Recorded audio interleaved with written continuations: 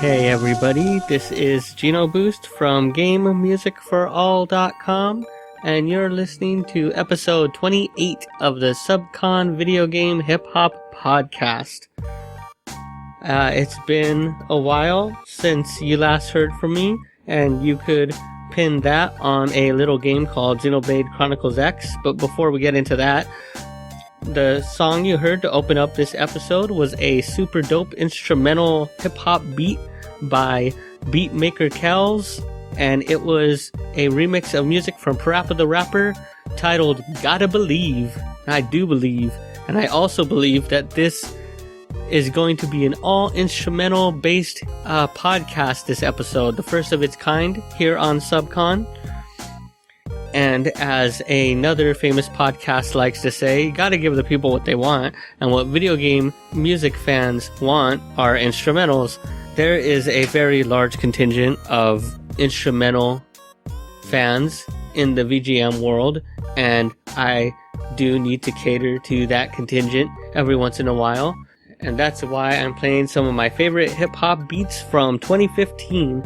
I'm specifically highlighting two of my favorite beat makers from the year, the aforementioned BeatmakerKelz. I'll be playing more from his album Video Game Flips in just a moment, and that'll be followed up by something from Voodoo Lion from his latest EP, Episode 3 Beyond the Stars. But before we get into all that, I gotta tell you about Xenoblade Chronicles X. Now, it's been the last console RPG I played was Final Fantasy IX, and I believe that is about 6 Final Fantasies ago? 7? I'm not sure how many Final Fantasies are because there's also a lot of other things called Final Fantasy, and I have cared not to keep up. But the most recent console RPG I finished, Final Fantasy VII. And let me tell you, RPGs have changed a whole lot in the last near 20 years. But the more things change, the more they stay the same, because Xenoblade Chronicles, for all its faults and foibles, was mostly just grinding. I was on an alien planet, picking on weak animals smaller than me, and feeling like a tough man about it, because there's nothing they can do, because not only were we the dominant species on Earth, but we're the dominant species on Mira now, so get back, because I'm shooting and stabbing everything that moves. Most of the time, they would just, stomp on me and kill me immediately, but unfortunately for them, I'm a video game character, and therefore immortal, and I just keep coming back for more. We're going to get into some spoilers because I actually want to talk about the ending of Xenoblade Chronicles X. Man, I hate that there's a Xenoblade and then there's a Xenoblade Chronicles, so I actually have to physically say Xenoblade Chronicles X to make sure everyone knows about the very specific game in the series that I'm referring to. But anyway, in Xenoblade Chronicles X, here come the spoilers. The ending is completely ridiculous. There's 12 chapters to the quote-unquote story, and I played about 250 hours in the game. If I was generous and said every chapter took about 5 hours, and that's being very generous, to finish, that would be about only 60 hours. And within those 60 hours, not much happens. Before I got to the final chapter, I was pretty convinced there's going to be like 30 chapters, because barely anything had happened, almost nothing had been explained, but that's only because they're saying every single twist and explanation and everything right up until the very final cutscene. Okay, so let me try to walk you through it. We show up at the life arc thing where all the bodies of humanity are currently being stored, and of course the aliens are also attacking it. So we bust in there, and then we're like, oh, that's cool, we made it. And then but then the bad guy bursts through the wall with his god robot, and that's a battle. But we beat him up. But then the bad guy, the one that was in all the cutscenes prior to this, he comes out and he's like, blah, blah, blah, just because you beat up my god robot doesn't mean you'll beat me up. But then the dude who was a traitor originally pops back in, stabs the guy that you've been waiting to fight this whole time. And then he's like, yep, kicked his ass for you. And it's like, well, I wasn't really asking you to kick his ass for me because I was going to kick his ass for me. But then they both like fall into this giant vat of something, and that means that all these monsters come out of it or something. So for some reason, a bunch of monsters come out. It's an RPG. You need some enemies, monsters, you know, whatever. But anyway, after that, the dude who stabbed the bad guy, they both fall into this vat of like plasma, and then they turn into one super humongous giant beast thing. And then they're like, well, you gotta kill me because now I'm evil. Okay, fine. I was going to anyway. He didn't have to ask. So I beat him up, and then they're like, surprise, there's no human bodies here. We uploaded them all into a big old computer. Suddenly we have to start this existential philosophical debate about what it is to be human and what it is to be yourself when you're always constantly changing. So one of the guys on your crew was like, I don't know, I want my old body back. I don't want some weird new body. And then everyone else was like, God, get over it. You big baby, we live in the future. At least that's what I was yelling at the screen while I waited for the cutscene to end. But then after this crazy existential debate about what it is to have a body, and then this lady comes in talking about she's actually an alien. And she's been my partner in the entire game, and she couldn't, trust me a little more to find that out until the very last moment. I mean, I could have been playing through the whole game with an alien for a teammate, which would have been really rad. And even now that I've beaten the game, I can't even find the option to change her outfit to her alien outfit. So I'm still stuck playing with another boring human. Anyway, then some other stuff happens. Everyone goes home. They have some food, and then the trader, he shows up on a shore or something, and then it's the end question mark, and then I'm like, well, no, what? I guess it is you. And I was pretty frustrated because, I mean, how does they tell me the end with a question mark? They decide when the end is, and that's where they decided to put it. I just started looking up how to do things just to get the last couple of knickknacks and thingamabobs that you have to collect in the game. And then I realized that I finished the game and I don't want any more thingamabobs because I have to get into Fast Racing Neo, which I downloaded maybe, a week or two after I started playing Xenoblade Chronicles. So I've really had a lot of fast racing on my mind now. Alright, so if any of that made sense, let's get back to the music. Like I said, we kicked things off with BeatmakerKelz. If you've been listening to the podcast for a long time, you've definitely heard a lot of his music in the background, and I do believe I highlighted it once or twice in the first season. This is Season 3, Episode 4, for anyone keeping track. Video Game Flips was the first album. I think I ran across it on Bandcamp. It was the first album I heard by BeatmakerKelz, and it's definitely made me want to make sure that I keep listening to him. So definitely check the show notes over at gameofmusicforall.com/SUBCON. And then let's talk about some of the music we have in the background right now. The first track you heard, this guy maybe makes a remix every 6 months, but every 6 months I definitely have a track I'm dying to play on the podcast.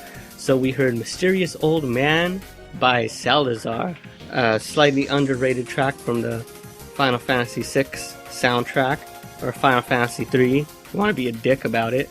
That was followed up by an actual OST with some dope scratching. That was Shabuya by Takaharu Ishimoto, and that's from a handheld RPG that I spent many, many hours on. That was from the World Ends With You soundtrack. Then we heard another one of my favorite soundtracks from a console game that is as far removed from an RPG as you can get. It was from House of the Dead Overkill, and it was the level 1 and 6 boss music. And then after that, we heard something that was absolutely killer, brand new, and I would have been the first to break it if I had done this podcast when I was supposed to. It's Chief Takanawa with his tribute to Smash Bros. X Cloud with his track Breaking the Limit, which is a clear, definite, and very awesome remix of Final Fantasy VII music.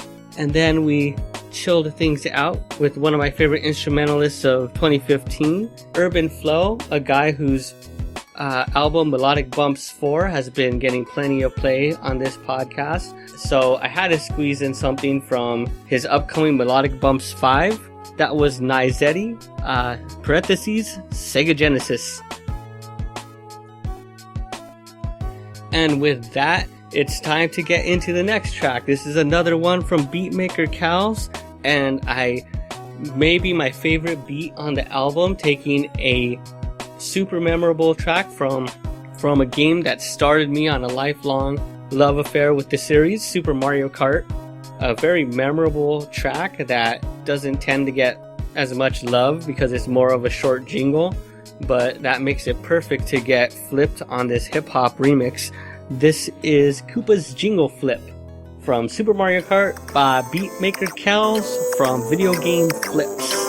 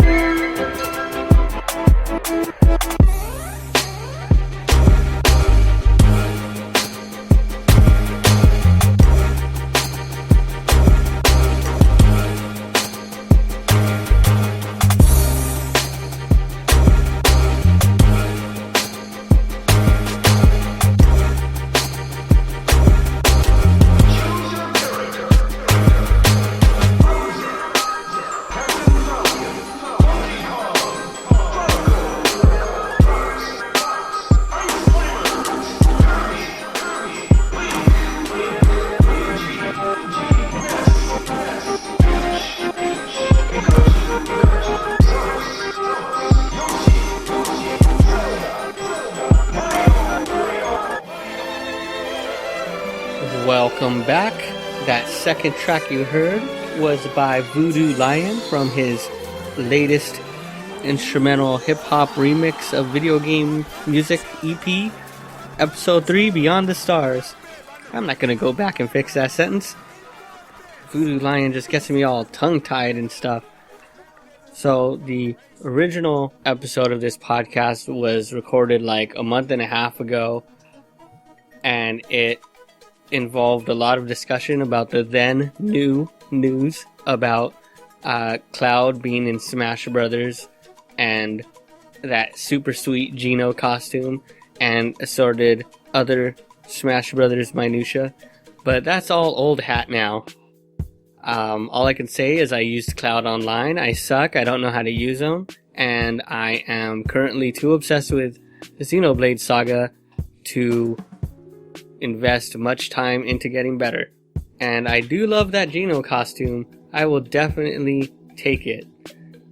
I won't be bitter and be like, well, if Geno's not in the game, then it still sucks, because he is in the game. I just can't use him online. So I can't even fall out of Star Road and then bust some heads, but I'll take what I can get. But what's really important is I gotta talk about Voodoo Lion himself. The guy dropped not one, not two, but 3 different EPs of video game hip-hop remixes, starting with episode 1, 8-Bit Childhood, which ironically or unironically features a lot of 16-bit music, which includes some of my favorite soundtracks of all time. And that was followed up by a PlayStation era excursion of music known as Episode 2, Rust and Blood. It took a very dark turn, which was very appropriate for its October release. And he closed up this original trilogy with Episode 3, Beyond the Stars, where he expanded not just with video games, but he also included some Star Wars remixes that got my nostalgia blood pumping super full. Almost made me go see the movie, but I didn't go see it, because I don't see movies. Rather, sit at home and create podcasts. But as I was saying, most of the episode was originally going to be about Super Smash Brothers, but that's all out the window. So instead, we're going to talk about the next upcoming game I'm really excited about, PoPoLoCrois, A Story of Seasons. Now, there are these games called Bokujou Monogatari games. And basically, if you've ever played a Harvest Moon title, you know what that is, because that is the Japanese title for Harvest Moon. But then we went through this crazy topsy-turvy thing where the people who have the rights to Harvest Moon are making imposter Harvest Moon games, so now Harvest Moon has to be retitled The Story of Seasons. And the Harvest Moon people, Natsume, they're basically like some terrifying ghoul who wears the Harvest Moon title like some terrifying mask of skin, parading around with mediocre games and then claiming that they're Harvest Moon. So then you see people commenting online that, man, Harvest Moon has really gone downhill. No, it hasn't. They're called Story of Seasons now, and the last one was really, really good. Not to mention the Rune Factory series, Rune Factory 4, I probably spent like 300 or 400 hours on. Just farming, tending my cows, and hitting on women in the city. But after sinking so much time into Rune Factory 4, I'm ready for another excursion and another chance to grow turnips for profit. And that's where PoPoLoCrois, A Story of Seasons comes in, because basically there's this PoPoLoCrois series of games in anime and manga and all that other stuff in Japan. And it's a game, and they've gone ahead and attached, farming mechanics to it. So how could I say no? I can't possibly say no. Especially with the studio that created the Rune Factory 4 games blown and scattered to the winds. You gotta support every chance for some Bokujou Monogatari whenever there's a sliver of a chance of hope. And I don't know nothing about this PoPoLoCrois thing. I read a little bit about it, trying to wrap my head around that aspect of things, but I'd rather just let it wash over me like a bunch of wacky Japanese insanity much like a lot of the other things I learned to enjoy over the years. Because, I mean, I don't know anything about PoPoLoCrois, but I do know that I love obscure Japanese video games with lots of bright colors. So it took a long time to narrow down exactly what songs were going to make the cut for this instrumental special. I had to struggle with the idea of making this another mega cast and doubling the amount of music I play, but you know, that takes a lot of wind out of me, having to talk for 4 10-minute stretches. I mean, I'm only human, and I'm only a hermit human at that. So all this talking really does a number on my vocal cords. But I do it for the fans. Well, I don't think there's any of you. So I was trying to narrow it down. I had a lot of great instrumentals from the past year. But when all was said and done, BeatmakerKelz and Voodoo Lion's albums really felt like they took things up a notch. They're some of the albums that really inspired me to continue doing this podcast, even when it felt like I wasn't going to find enough tracks, or I just didn't have time, or I just didn't feel like talking that day. But I pulled through so I could share super awesome music like Voodoo Lion, and I am also rewarded because he just keeps releasing even more great music. The guy is definitely on a tear, and I do not disapprove. I mean, some people can go into the studio for a while, and that's cool too. But some people, when inspiration strikes, they just release that stuff. And that's also very cool, because whatever it is, just release it. Let me hear it. I'll decide. I'll tell you what's what. What Voodoo Lion is super awesome instrumental beats that just get the nostalgia flowing. Even though he's flipping things into a hip-hop vibe, he still is able to keep a lot of the foreboding or adventurous atmospheres of the games that he pulls from. And that's always an incredible feat. If you can make some inside-out hip-hop Metroid and make it still sound extra haunting, even with some dope drums going on in the background. And now we're almost to the end of the show, so it's a good time to list off the last of the instrumentals that I played for you today. To kick off this second break, we heard from J Beats versus JTBS. That was Donkey Kong Country, Ambidance. And of course, that's a remix of the aquatic ambience music from Donkey Kong Country for the Super Nintendo. That was followed up by another Super Nintendo remix. This time, it was Mute City from F-Zero, ably remixed by Video Game Orchestra, and that's 2 words, video game and orchestra. Be sure to check them out. I've been listening to them for probably over 10 years now, and they still make incredible music. That's followed up by some new music by Masaikis, who was doing a X amount of beats in X amount of days type album, and that was called Cholo Ruins. And with a title like that, I can't say no. And that was followed up by another Metroid-inspired track. That was Metroid. Very simple title, but very effective. By Norono. And you can find out on his SoundCloud. Be sure to check the show notes, of course, for links to all of the amazing music that I played on today's episode. And that was followed up by an incredible classic I was able to rescue from a forgotten hard drive. That was from the defunct net label Megatwerp, and that is from the ironically titled compilation Return of Megatwerp, and it's called What's Real by the Twilight Division. And man, I really need to dig into the Twilight Division at some point, but that'll have to wait for another episode.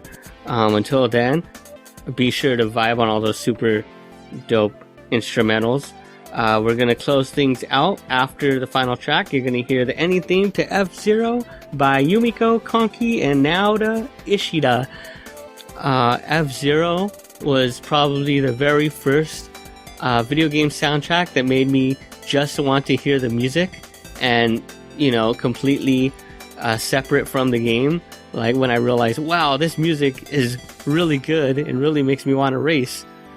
But before we get a ride out on that spectacular ending theme, we're going to hear the ending to Voodoo Lion's latest. This track is called Continue, and that's with a question mark.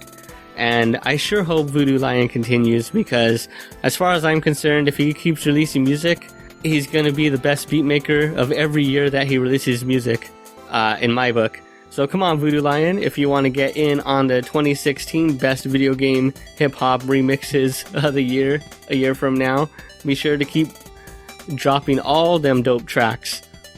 But I'm not sure how much that incentive will drive you. Until then, be sure to find me all over the internet, gamemusicforall.com/subcon and youtube.com/gamemusicforall. You could find video versions of the podcast, as well as other exclusive YouTube video content. And be sure to subscribe to the podcast on iTunes or Stitcher.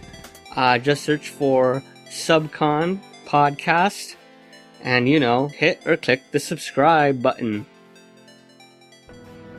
Thanks for listening, and I will see you next week. Unless I start playing Xenoblade Chronicles X again.